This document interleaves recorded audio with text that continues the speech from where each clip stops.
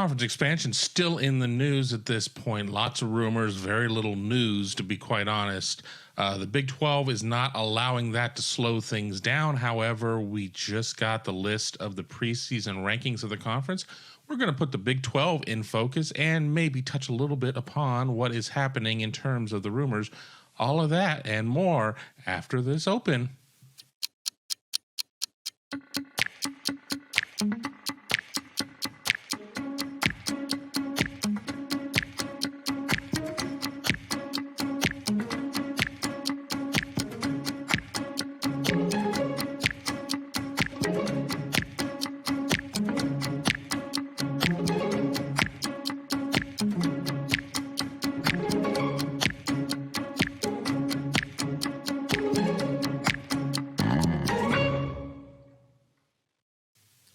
Hey, Kevin Noon here on the Best Noon Sports Show, period. We are doing a recorded show today here on, I guess it depends if I run it on Thursday the 7th or Friday the 8th. It really just comes down to all of that. As I told you, not every show will be a live one. I do enjoy doing the live shows, but sometimes it just makes more sense with vacation coming up to knock a couple out and put them, as they say, in the can. Obviously, people are still reeling about the news about USC and UCLA to the Big Ten. What does that mean? We're seeing plenty of rumors out there. I don't have the tweet in front of me, but the founder or co-founder of a swimming site or magazine of some sort, Swam, something or other, I'm not sure, had a report out there that certain ACC teams were in communications with the SEC, and that ESPN was involved to void the contract, which in theory would open up a floodgate for everybody there to bail, because you wouldn't have a grant of rights. You wouldn't be held to anything at that point. Doesn't necessarily make a ton of sense. And you had North Carolina on the list without Duke. You had UVA on the list without Miami or Georgia Tech. Now, of course, if you talk to the people who say that Miami and Georgia Tech are kind of in the Big Ten's eye, them not being on that list might make a little bit of sense, but so much of it doesn't make sense. But, you got that going on, which seems to be kind of just cloud talk. But what isn't cloud talk is that the ACC and the Pac-12 are looking at creating an alliance. Stop me if you heard this before. Create an alliance where they would work together in certain regards and have some insulation and maybe have some sort of championship game in Vegas. And, that one seems to have a lot more legs, even though it just, to me, seems like, okay, well, we're gonna have this thing where we're gonna be cool with one another. It really sounds like it's to try and keep the Big 12. See how I'm gonna tie all this in, to keep the Big 12 from getting a little froggy and poaching teams. So if you have them coming together to have, I don't know, a non-aggression pact, if you will, because they're working together. But then again, we've seen alliances unsigned that, we're all going to work together, and then lo and behold, the Big Ten is sitting there with the two crown jewels of the Pac-12, and here we are. So, I'm not fully read up on how all of that's going to work. It's certainly, they could sit there and say, we'll try to schedule more non-conference games between our leagues. I think any contract that you're signing more than a couple years out right now, and that's if they get around to signing something, which remains to be seen. Anything that you have out there doesn't mean a whole hell of a lot, because the world's changing. Whether or not you believe Notre Dame makes a move in 4 weeks or 4 years or whatever, I don't think anything that you have down the line, any games that you have in 2028 are necessarily going to exist in the iteration that you're expecting. Now, that doesn't mean that I think that these, the SEC and the Big Ten are going to go to 12 conference games and not play anybody out of house. But I could see the number of league games going up. You want to sit there and you want to keep the money internal. And certainly I think that does a lot for the television partners as you're trying to negotiate numbers of saying we're going to be playing more games against good teams, with apologies to teams that are going to be outside of the party. But you're not necessarily going to move the needle a lot by watching Alabama playing the Citadel. You're not going to be moving the needle a whole hell of a lot watching Illinois playing, well, anybody, but, Illinois playing Northern Illinois. That's not really going to be all of that exciting either. So more inventory against teams that are going to compel you to turn the TV set on is going to mean something. So you now have the ACC and the Pac-12 agreeing to add another game potentially at the end where they would, where their teams would play each other. I mean, in theory, giving you another data point for a college football committee to consider, I guess. But then again, if you sit there and you do that, wouldn't you be cannibalizing a league? I mean, as long as we're sitting at 4, and we're going to be sitting, I mean, the thing is, we'll be sitting at 4 until a lot of this stuff goes on. The Big Ten moving in 24, Texas and Oklahoma moving to the SEC in 25, maybe earlier, depending on where all that is. I really don't think we're done seeing all of the movement at this point. But what I know is that you've got 3 conferences right now that are scrambling to shore themselves up. Teams are going to find a spot. Now, if you're Oklahoma State, you're probably in better position than Washington State. If there's certainly going to be certain teams that are going to be in better positions, but you got a lot of conference structure that's going to go the way of the dodo. If leagues fold, or even if leagues go down in prestige, if a league goes down in prestige, you're not going to necessarily have the money. You're not going to have the money to sit there and have the bloated infrastructure of the front office. So there's a lot of people with selfish reasons to try and make these things work. But let's get to the Big 12. The Big 12 on Thursday, I read it on social, released their preseason rankings. And they have 10 teams. Now, the Big 10 has 14 teams right now. The Big 12 has 10 teams. People freak out about, well, it doesn't make sense. They don't have numbers. Well, they're brand names. They're not counters at this point. The Big 10 is a brand name. The Big 12 is a brand name. If you get to the right number, great. More power to you. It's been a long time since the Big 10 has been at the right number. But the Big 12 and its 10 teams were ranked. And we have a bit of we have a good jumble at the top. I mean, we have Baylor number 1.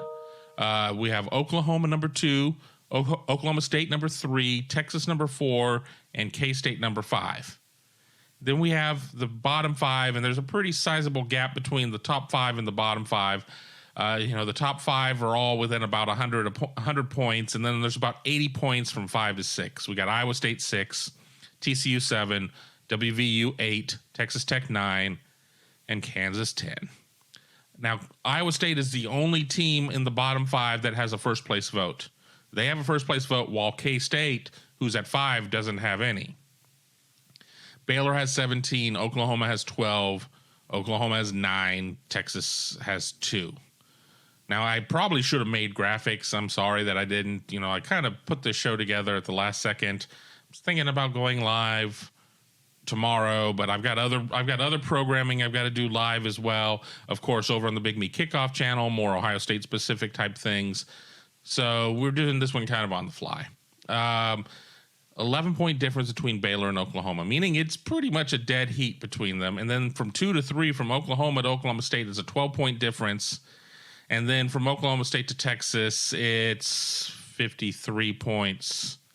And then there's about 38 points between Texas and K-State. So honestly, the people who voted on this were very enamored with Baylor and the Oklahoma schools, with Texas on the outside of that at 4. Now, if you go to the handy dandy, let me grab it. We use props on the show sometimes. The Phil Steele Bible right here. He sees things a little bit differently as I set that down. He has Oklahoma 15 in the nation, the highest rated Big 12 school. Texas 21 in the nation. Oklahoma State 22. Baylor 23. And K-State 25. and those are the only teams in the top 30 of the country. So nobody in the top 14. And then you have one team in the teens with Oklahoma at 15, and then 4 teams are littered in there in the upper 20s. So you put the comparison there, and you see Baylor, who the conference media have installed at number 1. Phil Steele has them at 23, so essentially 4th, according to his power poll, 4th in the Big 12. The media has Oklahoma 2. Phil Steele has Oklahoma 1.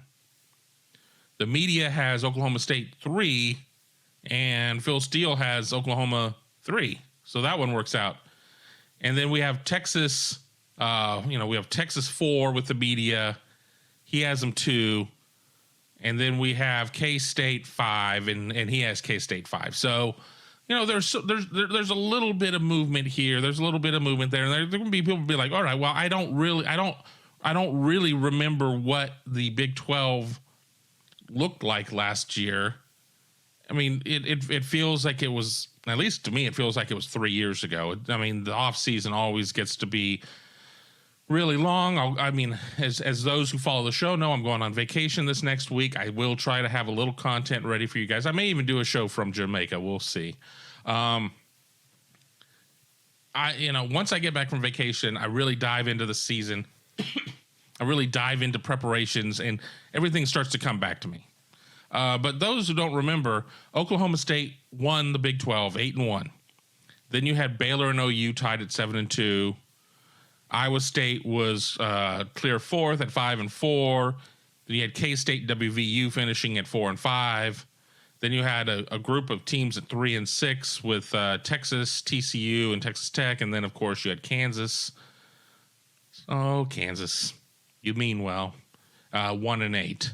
So Oklahoma State, when you sit there and see them there, I mean, really the only team that finished kind of a top half of the Big 12 last year that isn't being predicted there by anybody is Iowa State. And obviously they lost some dudes, and that's kind of where you are. My questions going into the Big 12 season, I don't have them for every team because I just really, I can't get that involved in what WVU and what Texas Tech are doing at this point. Prove me wrong. Do something. Or if we get viewers who really want that, I'll do the deep dive. But at this point, I didn't really want to get that deep into it. But, let's start with Texas. I mean, and as I said, I've got 4 teams listed here right now that I just kind of wanted to talk about with apologies to Baylor. Because, while the media may have them at 1, Phil Steele has them at 4. I think Dave Aranda, I guess I do have stuff to say about Baylor. So, we'll start with Baylor.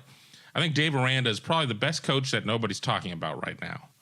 I think he's a program coach. I think he's going to be somebody who's going to get the most out of kids that don't necessarily get the most clippings in recruiting. I mean, tying into my Ohio State viewers out there, obviously, they have a commitment from a quarterback, Austin Novosad. Both Texas A&M and Ohio State would love to flip him.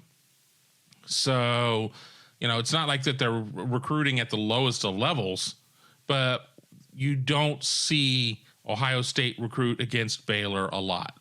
You don't see Alabama recruit against Baylor a lot. You're not going to see USC recruiting against Baylor a lot. I mean, you might get a little bit of overlap as that Lincoln Riley staff is still kind of making the transition from recruiting Texas, Oklahoma to the West Coast, but you're not going to see a lot of that. I mean, you're going to see Baylor recruit against Oklahoma State. You're going to see Baylor recruit against TCU, Iowa State, schools like that, but there's not a huge overlap there. So, the way that Baylor's been able to do it, and Baylor just really didn't grab me with like a huge splash about this is their off-season news.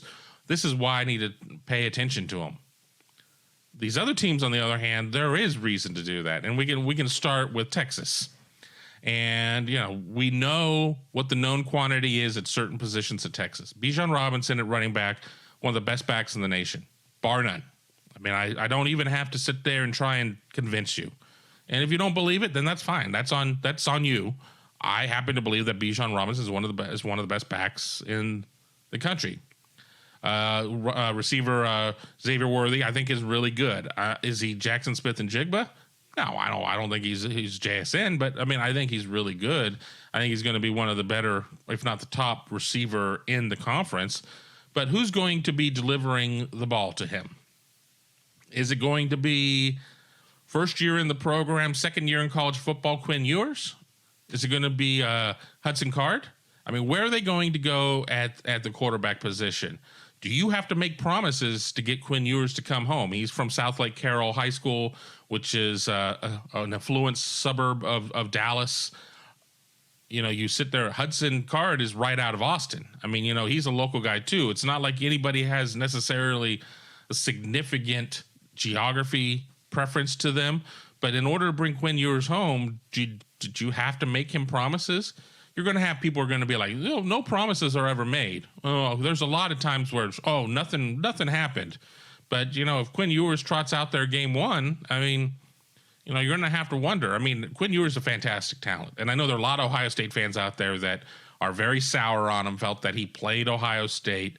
You know, I'm not going to get in and relitigate that. What's done is done, and that's where you are. Quinn Ewers wouldn't be starting this year at Ohio State anyway. I don't know if Quinn Ewers would be starting next year in 23 at Ohio State. Things happen for a reason. And Ohio State gets Devin Brown because they lose out on Quinn Ewers. So, you know, the sun goes up and the sun goes down, and everybody goes on with their lives. You know, Hudson Card certainly is somebody that there's been a lot of cheering for him up until the point that Quinn Ewers got there. And now, you know, I think there are a lot of people that for some reason, Texas fans really do not like Ohio State. And certainly Ohio State fans, they don't like them. You know, and just, I think it's successful programs are always going to draw the ire of teams, whether or not they're successful or they used to be successful. And, you know, let's be honest, Texas has not been very successful as of late. They have a very high opinion of themselves, and rightfully so for a lot of reasons. But they've been trash recently. They've not been good. Hello, Kansas. So, you know, I think that Texas fans see, all right, well, we went in and we pulled this kid from Ohio State. This kid who hosed us on the front end goes to Ohio State. Well, we got him back. So, you know, bully on Ohio State's fans. So I think that there's a level of that they need to see Quinn Ewers out there to make it all worth it. So it'll be interesting to see what Steve Sarkisian's able to do in that situation and try and keep everybody happy to a certain extent. We've already seen Quinn Ewers have a wandering eye. And that's not to say that if Hudson Card starts the season that he would finish the season or whatnot. But, you know, in this world of where we live right now with the transfer portal, there certainly is, you know, there's a clock on everything. Everybody's got a clock on them. And if you're not out there playing, there are 50 people in your ear. And don't throw tampering at me because, you know, there are ways to get to people one way or the other. I don't disagree with that one bit. You know, wow, that really stinks that you're not getting any playing time. You know, over here at good old State U, nothing's going on. So, you know, you should really consider that. And then you start to plant the seed, and it's a mess. So it'll be interesting to see how Sark handles that. And, you know, my last thought on Texas is we've seen what Steve Sarkisian was able to do playing in Nick Saban's kitchen. And Nick Saban was the one buying the groceries, and Steve Sarkisian only had to worry about prepping meals. When Chef Sarkisian was at SC, he ended up throwing a lot of slop out there, and then things got sloppy. So, you know, I'm going to be interested to see what things look like here. I'm a big believer in second chances. I mean, Lane Kiffin at Ole Miss has been able to, I think he's shown some maturity. I mean, he's still an arrogant, you know what, at times, popping off. But we love that. I mean, it was a lot better than the non-soundbite out there. We love hearing some of that type of stuff. But I think he's grown up in terms of some of his professionality, and I think in terms of being a football guy. Will we get that out of Sark, who certainly has made some mistakes along the way? And it's not a matter of Sark being, you know, this brash young arrogant SOB or anything like that. He just made some mistakes and showed some very poor judgment, and in doing so, had to kind of return to go and start going around the board again to get his own program. So what's that going to look like? I mean, I certainly think Texas fans are expecting, the Sarkisian that was playing 4D chess to everybody's checkers. I think that's a pretty big ask. So I don't know. Let me go to Kansas State because I'm really interested there, and I understand that everything I was saying, K-State was 5 in the media poll, 5 according to the Phil Steele Power Poll. K-State was 4 and 5 last year, but we know about their running back Deuce Vaughn, another really talented Big 12 back. I mean, I still have Bijan Robinson ahead of him, but I think Deuce Vaughn is really impressive. But as a Big 10 guy, I am so curious about what Adrian Martinez is going to look like there. Are we going to find out, did Adrian Martinez ruin Nebraska, or did Nebraska ruin Adrian Martinez? And I know it's going to be tough with a real small sample size of this 1 year to see what comes out of that and what kind of talent is going to be around him with that Wildcat program. But I really want to see that because, I mean, for years I heard Nebraska fans, and Nebraska fans still are some of the best fans out there in terms of knowledgeable and relatively polite and everything else. They were done. They were done with Adrian Martinez yesterday. They were done with Adrian Martinez 3 weeks ago. I mean, it's been a while. They were ready to move on to the next page.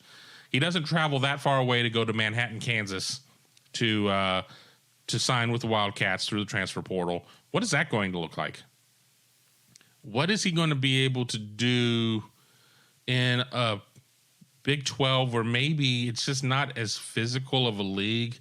Will Adrian Martinez, the runner, be able to exploit some of that a little bit more?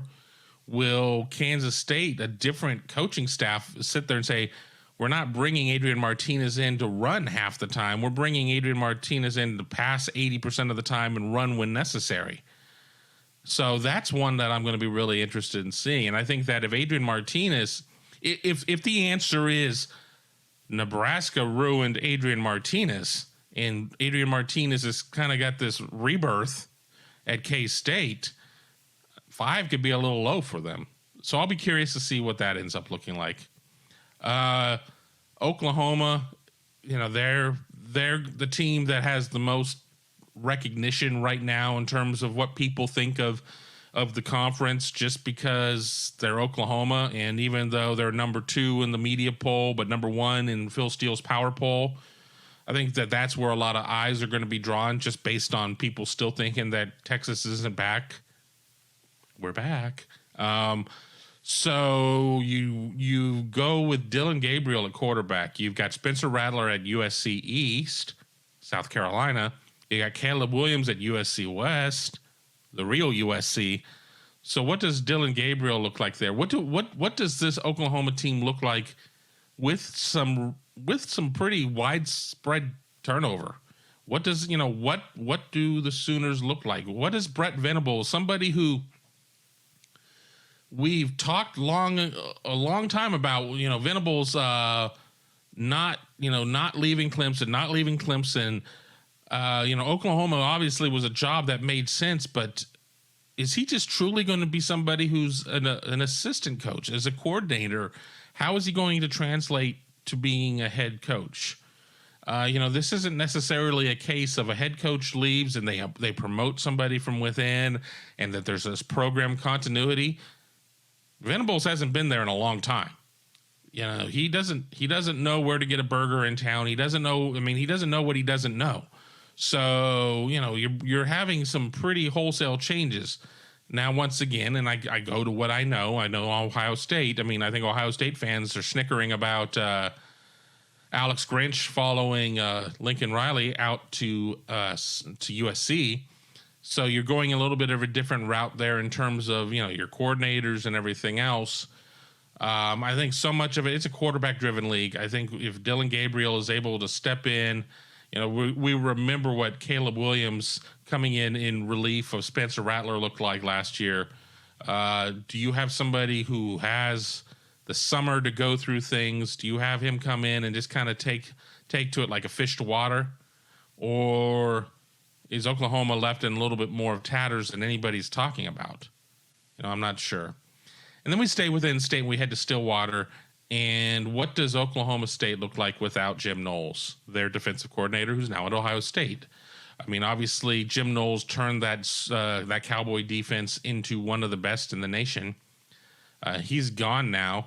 Tanner McAllister left to go to Columbus with him. I mean, they still have some young guys. They have some guys. They're not going to be turning over a lot of new guys. I have it here. Oklahoma State, though, only has 11 returners. Of the top 5 teams in Phil Steele's power poll, they have the second least returners with 11, Oklahoma with 10. Nobody has more than 14. That's Texas and K-State. So, where is it going to come from? Are they going to take a step back in defense? I mean, they certainly have holdovers because they lost some support guys underneath Jim Knowles, but they didn't lose position coaches. So they certainly, they don't have to abandon Jim Knowles' defensive style. I mean, that's something that they can carry forward with them because it's already there. It's already installed. It's just going to be somebody else who's going to be calling it at that point. But, are they going to be able to kind of fill in the gaps? Is it going to be different without having the defensive play caller? I don't know on that. I've always enjoyed watching Oklahoma State football. Well, not always. There have been some years that they've been just abysmal. But, I mean, when they're good, I enjoy watching them. I think it's a really nice counterpunch to watching Oklahoma. So I don't know. I'll be interested. But, it's interesting to kind of see where the Big 12 sits right now. We're going to, we can talk about them this year, but we're not going to be talking about them soon. I mean, obviously they are bringing in Cincinnati, UCF, et cetera, from the American as Texas and OU leave. But, to get back to the top part of the show, if we have this, alliance between the ACC and the Pac-12, what does that necessarily mean for the Big 12? If the Big 12 truly gets frozen out, I mean, do they try to expand further and at least have the right number of teams so they've got an argument? I mean, you're sitting at 10 right now. You've approved the 4 teams that are coming over, and you're losing 2 teams by 25. We